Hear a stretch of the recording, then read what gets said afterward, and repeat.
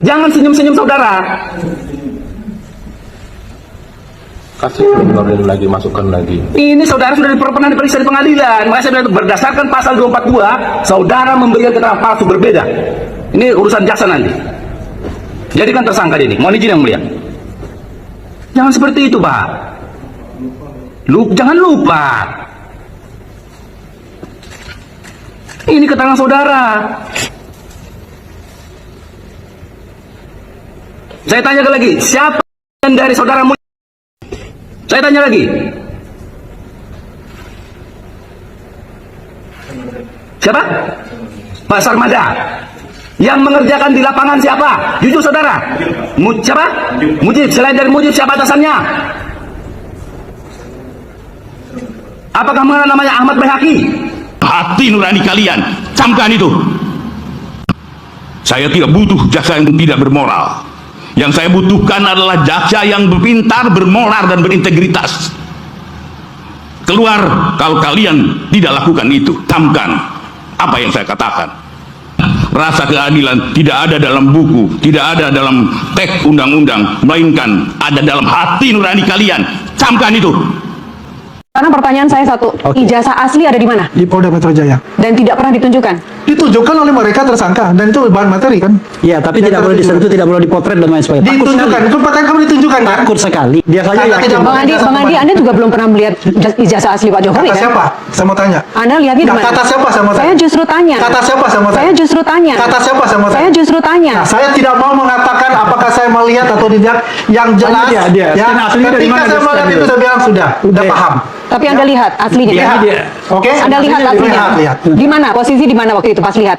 Itu udah lama. Ini Udah bukan lama, lagi ya? ditahan ya, sudah. Dan lama. yang paling lucunya Jadi saya nggak usah bicara, kita secara fokus. Ada faktanya, dia bohong. Ojo tukang ngapusi, becek ketite olo ketara, kabeh mesti ngunduh wahing pakerti. Barang bukti yang ditunjukkan tidak boleh difoto. Anda pernah nggak lihat kalau gelar perkara di tindak kejahatan KM 50 lah? Ada nggak yang namanya barang buktinya yang ditunjukkan gitu? Langsung pistolnya, pedangnya dan lain sebagainya. Ini jasanya ditunjukkan fotokopi. Di TV dulu nggak berani menunjukkan yang aslinya. Kenapa? Sederhana. Kalau ada tunjukkan aslinya, ya kan, dan itu posisinya bisa kita screenshot dengan sempurna, maka disitulah yang kemudian akan bisa mudah diteliti. Ini pertama kali ya, eksklusif. Pertama kali. Scan. Ini jasa asli Pak Asli Jokowi. dari Pak Jokowi ya. Scan. Oh, luar biasa. Ini nanti ada Dan ijazah Anda klaim kembali. ini asli. Asli. Ijazah yang Anda tunjukkan palsu, yang diakui oleh Andi Aswin minggu yang lalu, yang gaya banget minggu yang lalu, gaya banget gini, karena nggak ada saya, nggak ada respon, berani aja dia goyang, ini asli ya kan, rekamannya ada loh itu, ini asli, ijazah asli, mana asli kok nggak ada watermarknya, asli kok nggak ada embosnya, itu palsu. Baik. Ini saya coba koreksi lagi ya, bahwa gambar ini gambar yang diupload oleh Dian Sandi ya.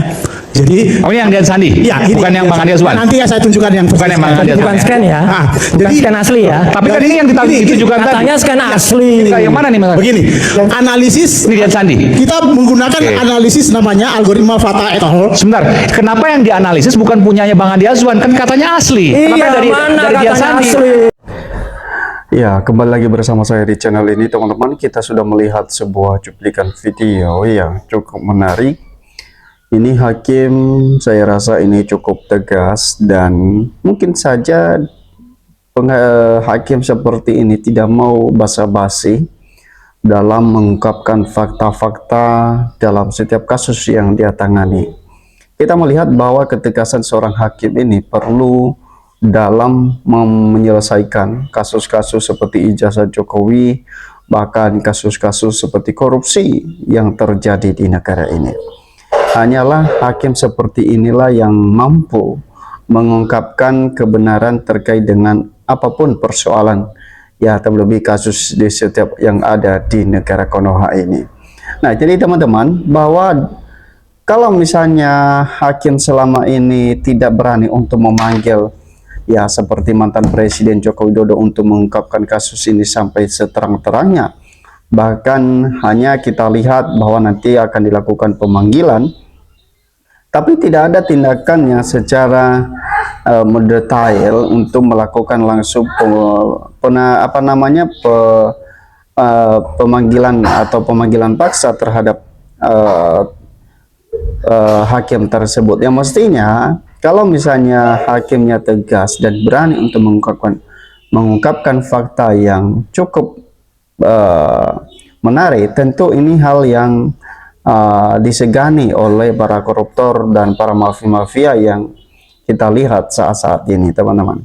Nah, jadi teman-teman, berkaitan dengan kasus ijazah mantan Presiden Jokowi saja, bahkan ini sudah bertahun-tahun, tapi kita melihat tidak ada dari para tersangka untuk mengungkapkan kasus ini, untuk menyampaikan kepada publik bahwa ijazah itu ada. Nah, jadi hal ini perlu hakim-hakim yang seperti dicuplikan video ini memberikan ketegasan bagi siapapun, karena memang siapapun sama di mata hukum. Nah, jadi teman-teman, bagaimana menurut Anda ya tanggapan Anda terkait dengan hal ini?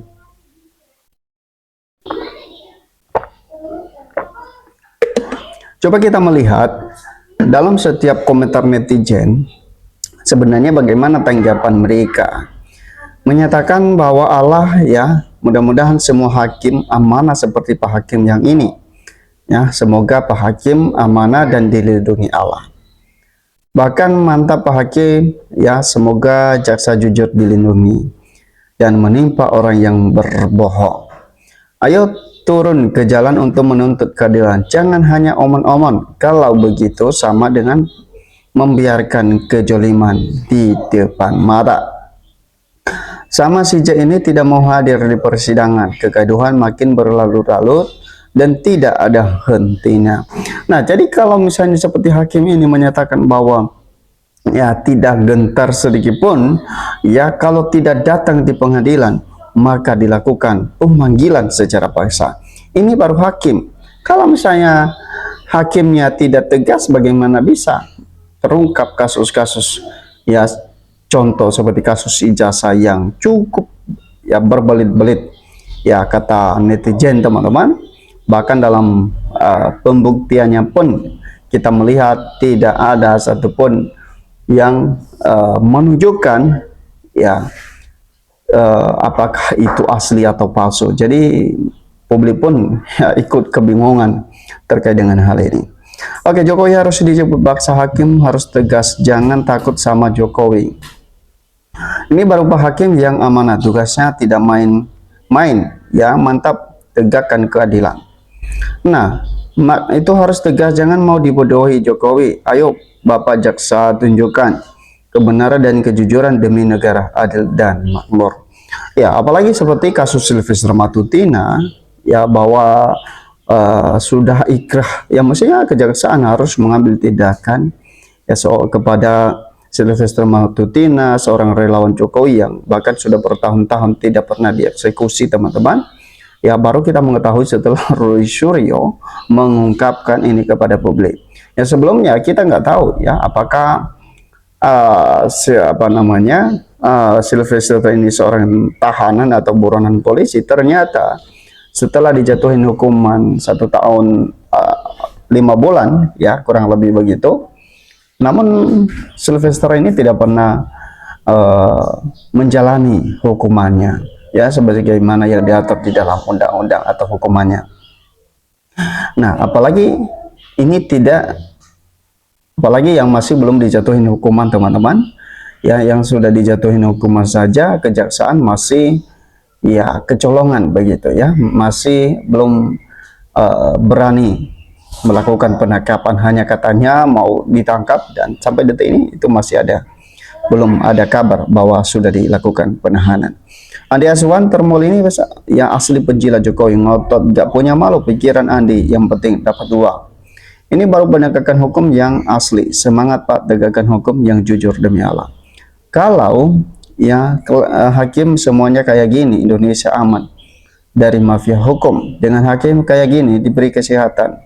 Dan kalau hukum tidak tegak, bisa jadi besok syarat jadi pemimpin, wali kota hingga presiden. Ijazah tidak harus asli, yang penting pintar ya, berkelit dan berbohong. Nah, jadi teman-teman ya, bisa saja ya hal ini terjadi kalau misalnya tidak ada ketegasan. Ya, mungkin bisa saja untuk calon wali kota, bahkan gubernur, bahkan sampai jadi presiden pun, kalau ini tidak bisa diperhatikan, tentu ya bisa saja juga kecolongan nantinya ya. Jagung gatal ke jagung sandiwara kelas tinggi. Kalau memang benar mau tegas, copot jaksa agung, nggak beres. Dan ternyata masih ada penegakan hukum yang jujur, mengemban amanah negara, bertanggung jawab, dan sudah Pak Jaksa tuntut hukuman yang seberat-beratnya. Ya, jadi teman-teman, apakah teman-teman juga mendukung bagaimana seorang hakim dalam hal ini untuk mengungkapkan fakta, untuk mengungkapkan bukti nantinya di persidangan terkait dengan ijazah dari mantan presiden. Nah, hakim seperti inilah yang cocok, yang bagus untuk ditempatkan untuk mengungkapkan kasus seperti ijazah, ya, biar tidak bertahun-tahun, bahkan sepertinya drama-drama teman-teman. Ya, kita berharap bahwa penegakan hukum mampu untuk mengungkapkan ini sampai seterang-terangnya. Itu saja teman-teman, bagaimana menurut Anda? Sampai ketemu di postingan.